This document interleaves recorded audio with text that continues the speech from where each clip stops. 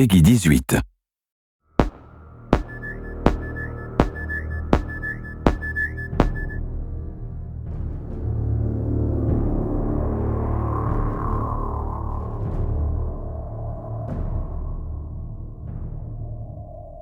One of the exciting things about creating Aliens Colonial Marines is that it's not based on a movie, it's a sequel to a movie, a series of movies. We had Ridley Scott's Alien, followed by James Cameron's Aliens. These movies defined science fiction for so many people, and it's humbling that my studio and I get to create a sequel to these films in video game form. Aliens Colonial Marines is immersive, It's fast, Scary. frightening, Badass. Badass. dark. How many fingers am I holding up? He's fine. we tried to take that idea of a really interesting cast of characters and reinvent it a little bit with Colonial Marines. We're spending a lot of time on the authenticity, the feel of all the weapons, the presentation of the story. We're doing some kind of interesting things with the way that we're presenting objectives and how you make your way through the world. You know, we put a lot of effort into being extremely authentic to the films.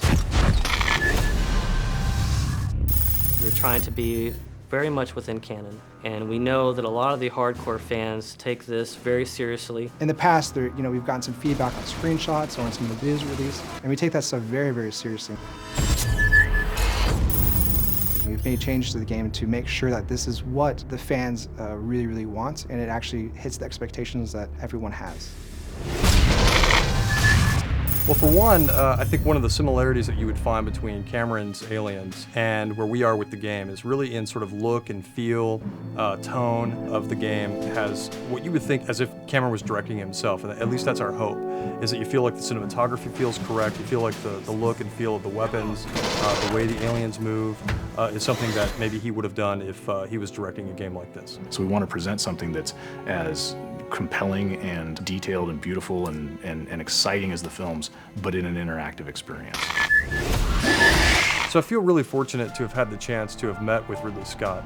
We were talking about possibly doing a Blade Runner game, which a lot of people have heard about and would love to see, and we'd love to see at some point. But in that conversation that we had with him, he also knew that we were interested in making an Aliens game. So he brought out his sort of storyboards for the movie Alien, and he went through, basically one by one, and has kind of been able to explain to us some of the backstory and some of those kind of things that we've been able to incorporate in the game.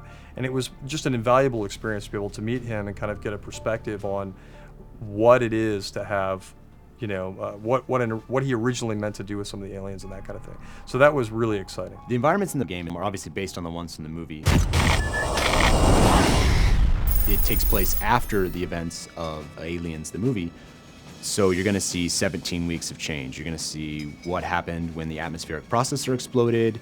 You're going to see what the surviving aliens have done to the planet. You're going to see what Weyland-Yutani has done to the planet. You're going to see what Weyland-Yutani has done to the derelict.